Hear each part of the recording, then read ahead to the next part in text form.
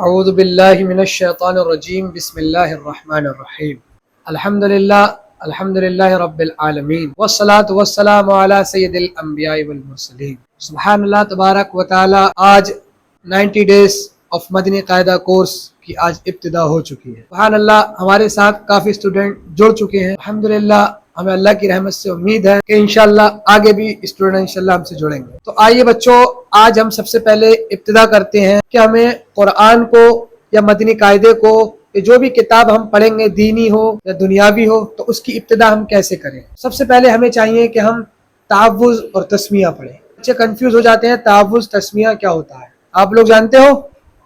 जोर से बोलो। नहीं जानते हो? तहव्वुज़ का आप जानते हो? आपको पता नहीं है इसका मतलब। तहव्वुज़ का मतलब होता है अऊज़ु बिल्लाहि मिनश शैतानिर रजीम। अब तस्मिया पढ़े। तस्मिया किसे कहते हैं? बिस्मिल्लाह पढ़े।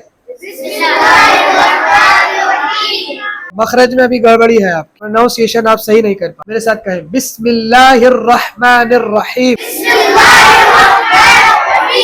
माशाल्लाह, हमारा डे फर्स्ट है, यानी आज पहला दिन है। तो आज पहले दिन हम ये समझेंगे मखरज होता क्या है। सबसे बड़ी बहस कुरान में होती है किस चीज की? मखरज की। मखरज होता क्या है? मखरज कहते हैं आवाज निकलने की जगह को, यानी जो आवाज आप निकाल रहे हो, जिस चीज को आप प्रोनाउंस कर रहे हो, क्या कहलाता है? मखरज कहलाता है। कोई सी भी लैंग्वेज अगर सीखते हैं तो उसके अंदर कुछ बेसिक अल्फाबेट होते हैं। क्या होते हैं? Basic alphabet. अगर हमें हिंदी सीखना होगी तो हमें किन अल्फाबेट का आना जरूरी है? छोटा आ, बड़ा आ, छोटी वगैरह वगैरह। उसी तरीके से जब हम अरबी सीखेंगे तो अरबी सीखने के लिए हमें क्या आना जरूरी है? Arabic alphabet. इसको कहेंगे हुरूफ तहज्जी। क्या कहेंगे? हुरूफ तहज्जी। हुरूफ तहज्जी बच्चों कितने हैं?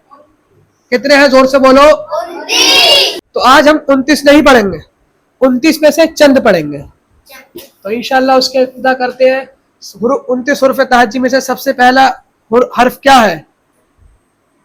क्या है बच्चों? ये अलिफ। अलिफ। अलिफ। मेरे साथ कहें अलिफ। इसे खींचना नहीं है, अलीफ। कुछ बच्चे क्या कर रहे थे अभी? मैंने अभी इसको लिखा तो कुछ बच्चों ने क्या कहा? अलीफ। अलीफ नहीं है, ये क्या है? अलिफ। खींचना नहीं है, एकदम नॉर्मली आपको पढ़ना है, ठीक है? नहीं। उसके बाद दूसरा हर्फ आता है बा। क्या आता है? बा। उसके बाद तीसरा हर्फ आता है ता। दिखाई दे रहा है? उसके बाद चौथा हर्फ आता है सा। क्या है ये? सा। ये रहा हमारा पहला हर्फ। इसको समझना हमारे लिए बिल्कुल भी मुश्किल नहीं है। क्यों नहीं है? क्योंकि ये बहुत इजी वर्ड है। ये कौन सा वर्ड है? इजी वर्ड है, इसलिए इसको समझना हमारे लिए मुश्किल नहीं है। हमें नॉर्मली कहना है अलिफ, बात खत्म। लेकिन उसके बाद जब हम इन हुरूफ की तरफ बढ़ते हैं, बा ता सा, तब हमारे लिए दुश्वारी पैदा होना शुरू हो जाती है। तब हम मुखालते में पड़ जाते हैं कि ये बा है या ता है या सा है।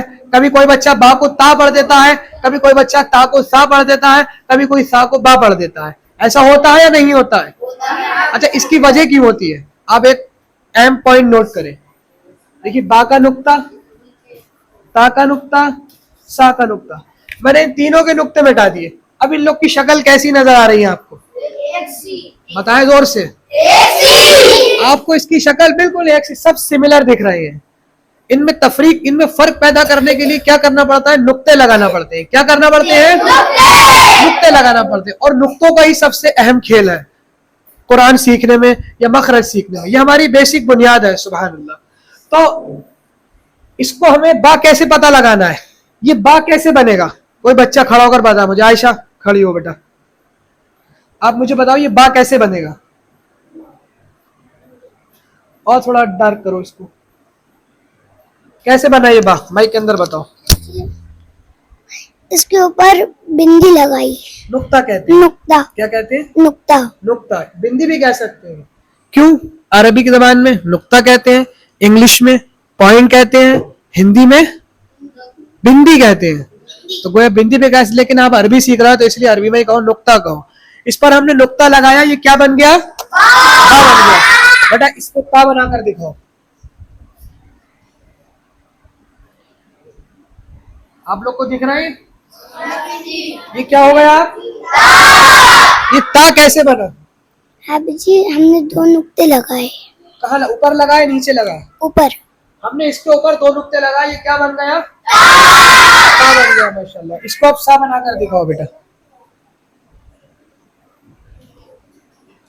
ये क्या बन गया? सा बन गया। कैसे बना ऐसा? कैसे जी बना? 3 नुक्ते। 3 नुक्ते लगाए। माशाल्लाह। जाओ बैठ जाओ। बहुत अच्छे बेटा। माशाल्लाह कितनी अच्छी बच्ची है। इसने हमें बताया कि एक नुक्ता लगने से नीचे बा बन जाता है, 2 नुक्ते ऊपर लग जाते हैं तो क्या बन जाता है? 3 नुक्ते ऊपर लग जाते हैं तो क्या बन जाता है? अब एक आखिरी पॉइंट नोट कर चले, हम इसके प्रोनाउंसिएशन सीखेंगे कैसे करना है। अलिफ खींचना नहीं है। अलिफ को हमें खींचना बिल्कुल नहीं खींचना है। अब आता है बा।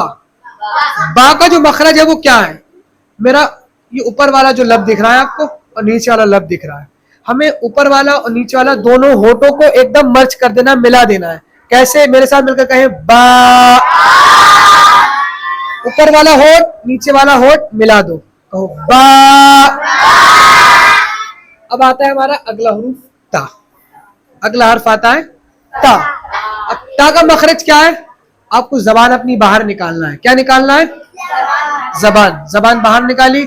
इस जबान का जो नोक है, ये नोक दिख रही है, इसको ऊपर वाले दांतों के पीछे लगाना है। ऊपर वाले दांत दिख रहे हैं, इसके पीछे लगाना है। कहो ता ता। अब चौथा हर्फ आता है हमारा सा। इसका मखरज थोड़ा डिफिकल्ट है। क्या है? इसका थोड़ा मुश्किल है। ये बच्चे अमूमन इसको सा को निकालने की बजाय सीन निकाल देते हैं, ये गड़बड़ी बच्चों से हो जाती है। तो इंशाल्लाह उसको भी आज हम दूर करेंगे। ये है हमारा सा। सा। इतनी जबान आपको बाहर निकालना है। इतनी निकालो, ऐसे निकाल ली।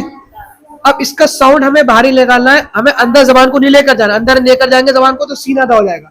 जबान को बाहर रखना है। सा सा। सुभान अल्लाह। हमने चारों हरूफ की प्रोनाउंसिएशन हमने सीख ली। और एक चीज और मैं आपके सामने बताना चलूं, हमें इन तीनों हरूफों को एक फैमिली कंसीडर करना है, एक फैमिली की तरह मारना है। एक फैमिली है, उसके अंदर 3 पर्सन है। कितने पर्सन है? 3 लोग हैं।